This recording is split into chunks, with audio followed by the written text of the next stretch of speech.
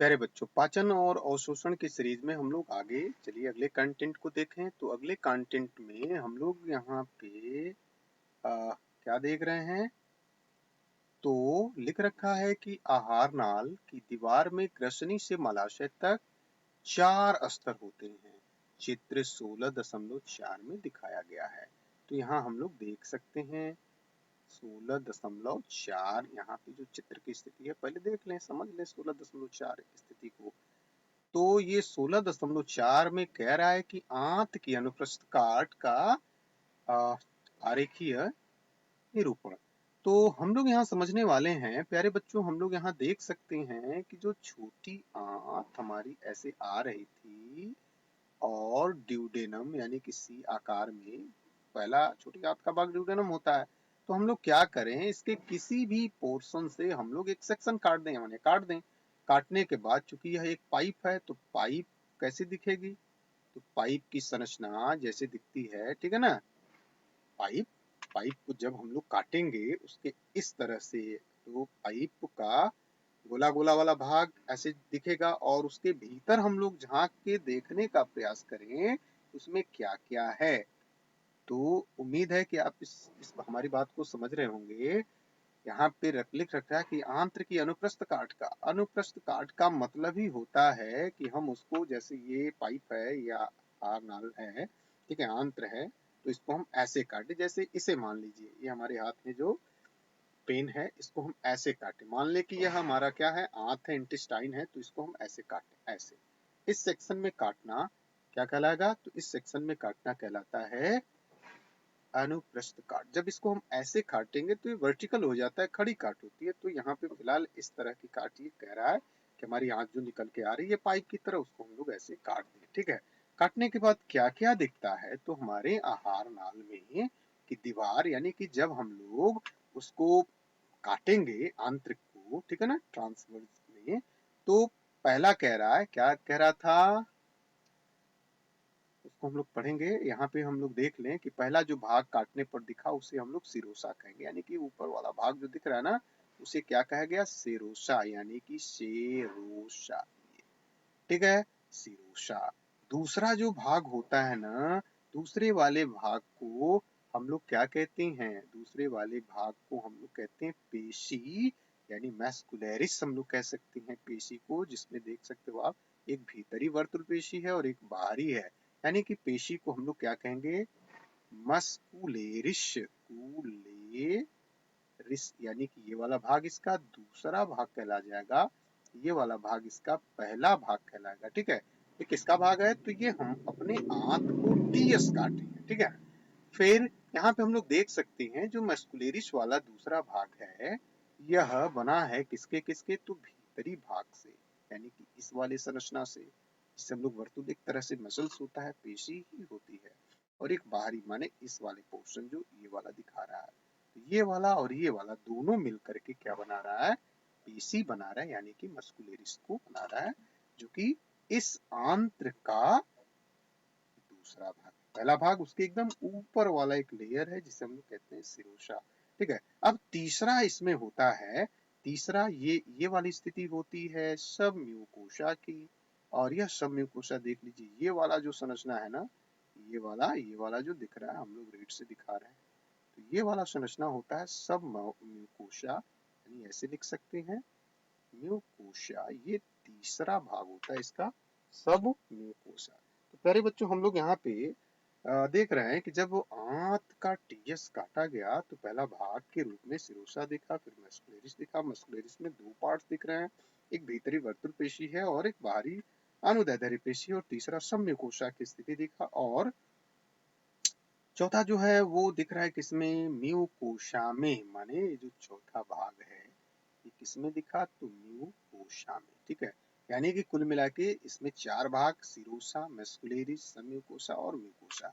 और अंत में बीच में जो एक खोखला भाग दिख रहा है, मतलब खोखला भाग आप समझ सकते हो पाइप का भीतरी भाग, ये वाला क्या कहलाता है? तो ये वाला एक खाली आ, है, यानी कि बिल्कुल भी हम लोग कह सकते हैं ये वाला पोर्शन, इसको हम लोग कहेंगे ल्यूमेन, ल्यूमेन, ध्यान रखिएगा इसी ल्यूमेन में जो डाइजेस्टिव भोजन होता है, माने पूरी तरह से पचा भोजन, उसमें से जो भी चीजें बनती है वो यहाँ तक उसे आना रहता है और शोषित होकर के, ये हम लोग आगे पढ़ने वाले हैं। तो इसको हम लोग कहते हैं ल्यूमेन, एक तरह से खाली स्थान, ठीक है, जो कि म्यूकोसा के बाद वाली स्थिति है। इसको हम लोग क्या कहेंगे, ल्यूमेन कहेंगे, ठीक है ना, एक खाली स्थान, ठीक है। तो इस तरह से हम लोग इस फिगर को समझने का प्रयास किया। फिगर में क्या हमने देखा, चलिए यहाँ देख लें। सूरज 4 फिगर में कि आहार नाल का की दीवार में ग्रसिका से मलाशय तक 4 स्तर होते हैं। ग्रसिका से मलाशय तक 4 स्तर, जो 16.4 में ये दिखाया गया है। कहाँ से, ग्रसिका से मलाशय। अब ग्रसिका से मलाशय, अब यहाँ पे प्यारे बच्चों आपको कंफ्यूज नहीं होना है।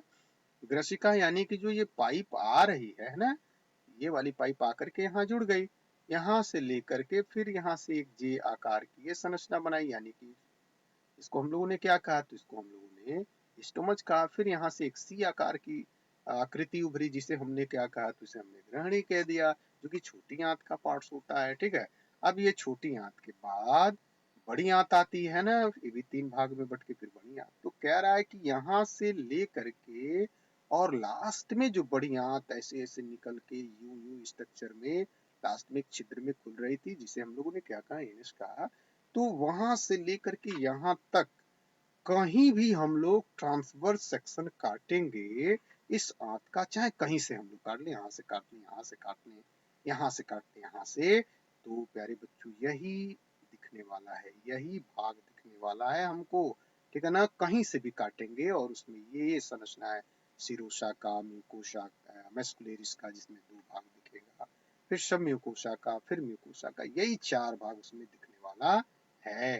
तो ये बात आपके दिमाग में होना चाहिए कि ये ग्रसनी से लेकर के, ग्रसिका से लेकर के कहाँ तक, एनस तक हम कहीं भी पार्ट्स को ट्रांसवर्स काटेंगे, अनुप्रस्थ काटेंगे, तो ये चारों भाग हमें मिलने वाले हैं, ठीक है। उम्मीद है कि आपको हमारी बात समझ में आ रही होगी। तो अब यहाँ से हम लोग यह देखने वाले हैं, जैसे क्या मिला, ये सिरोसा मिला, मस्कुलेरिस मिला, सब म्यूकोसा, म्यूकोसा, ये 4 भाग कहीं भी दिखेगा, ठीक है।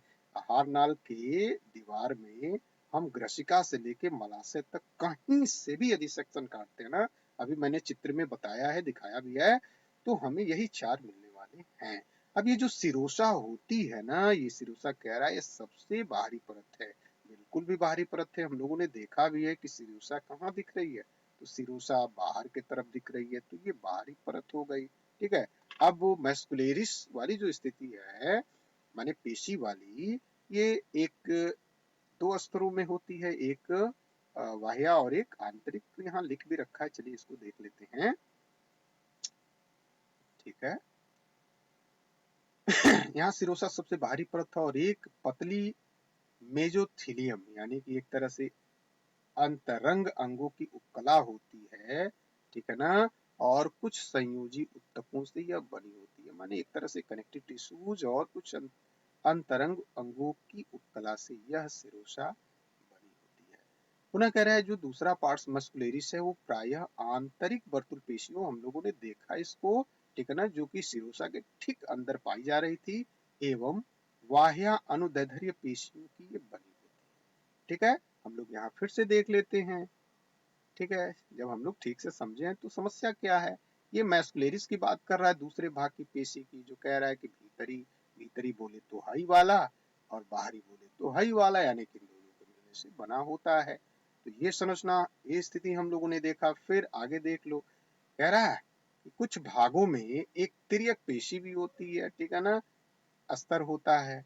अब यहाँ पे सब म्यूकोसा अस्तर क्या करता है, सब म्यूकोसा अस्तर जो कि मस्कुलेरिस के ठीक बाद सब म्यूकोसा अस्तर आ रहा था, ठीक है ना, तीसरा अस्तर, इसे हम लोग तीसरा अस्तर कहेंगे, क्या कर रहा है, रुधिर, लसिका व तंत्रिकाओं युक्त क्या होती है, मुलायम संयोजी ऊतकों की बनी होती है। प्यारे बच्चों ध्यान से समझ लेना है कि जो सब म्यूकोसा की स्थिति है ना, ये वाली सब म्यूकोसा माने ये वाला, इसमें ब्लड वेसल्स वगैरह भी संरचना इसमें देखने को मिलती है, लसिका वगैरह की संरचना इसमें देखने को मिलती है, इसमें नर्व्स भी देखने को मिलते हैं, यानी कि इनकी उत्तकों से ये बनी होती है भाई।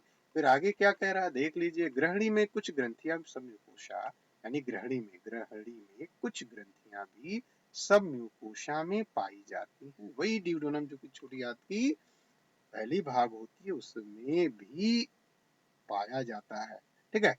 फिर आगे क्या कह रहा है, आहार नाल की ल्यूमेन, आहार नाल की ल्यूमेन, ल्यूमेन वही वाला पार्ट जो कि सबसे अंदर वाला खोखला पार्ट है।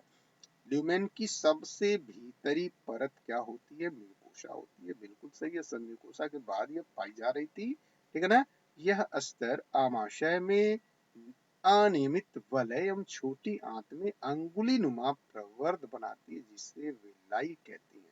प्यारे बच्चों ये बहुत इंपॉर्टेंट है, ठीक है ना। यह स्तर कौन सी स्तर, यानी कि म्यूकोसा वाली स्तर जो ये कह रहा है वो अमाशय के अंदर अनियमित वलय यानी कि एक प्रकार की रिंग बनाती है, और छोटी आंत में यानी कि जो भी छोटी आंत की स्थितियां होती है, चाहे वो ड्यूडेनम हो, एलियम हो, जेजुनम हो, इसमें इसके भीतर कह रहा है कि अंगुली नुमा प्रवर्ध बनाती हैं। ऐसे ऐसे ऐसे ऐसे यदि हम कुछ फिगर को दिखाएं तो ऐसे ये संरचना करके इसे हम लोग कहते हैं विलाई, यानी कि प्रवर्ध, अंगुली नुमा ये प्रवर्ध होती हैं जो कि उसके भीतर अमाशय में क्या होती है, अंगुली नुमा प्रवर्ध बनी होती है, ठीक है, जिसे हम लोग विलाई कहते हैं। चित्र 16.5 में दिखा रहा है, यानी कि हम लोग 16.5 को भी देख सकते हैं। ये देखिए कुछ इस तरह की संरचना, ठीक है, दिखा रहा है, ठीक है। तो आगे क्या कह रहा है, अंकुर यानी कि यही विलाई की सतह पर स्थित कोशिकाओं से असंख्य सूक्ष्म प्रवर्ध, यानी कि यही यही ऐसा ही प्रवर्ध निकले होते हैं, जिन्हें सूक्ष्म अंकुर भी कहते हैं, जिससे ब्रश बॉर्डर जैसे लगते हैं। ब्रश जो ब्रश हम लोग करते हैं ना, वही टूथ पेस्ट के साथ जिसे हम लोग यूज करते हैं, वैसे ही ब्रश बॉर्डर की तरह ये दिखते हैं। और यह करते क्या है, यह इम्पोर्टेंट बात है हमारे लिए जानना कि आखिर यह करते क्या है। तो यह यानी कि जो ब्रश बॉर्डर की तरह होती है विलाई, रूपांतरण सतही क्षेत्र को अत्यधिक बढ़ा देते हैं। अरे बच्चों ये इम्पोर्टेंट और सीधे सीधे यहाँ से क्वेश्चन पुट अप करता है, ठीक है ना, कि ये छोटी आंत में विलाई करता क्या है। तो छोटी आंत में विलाई क्या करता है, तो उसके सतही क्षेत्रफल को बढ़ा देता है। अब हम लोग जानेंगे कि आखिर ये सतही क्षेत्रफल को बढ़ाता क्यों है, ठीक है ना। यानी कि यहाँ पे अत्यधिक बढ़ा देता है, अंकुरों में कोशिकाओं का एक जाल फैला रहता है। इसके अतिरिक्त क्या कह रहा है देख लीजिए, एक बड़ी लसिका वाहिका भी इसके अंदर होती है, जिसे लैक्टियल कहते हैं। ये देखिए लैक्टियल भी कहते हैं, ठीक है। मिकोसा की ऊपरी कला पर कलश कोशिकाएं होती हैं, जो स्नेहक के लिए म्यूकस का स्राव, यानी कि एक प्रकार का चिपचिपा पदार्थ होता है, इसका यह स्राव करती है।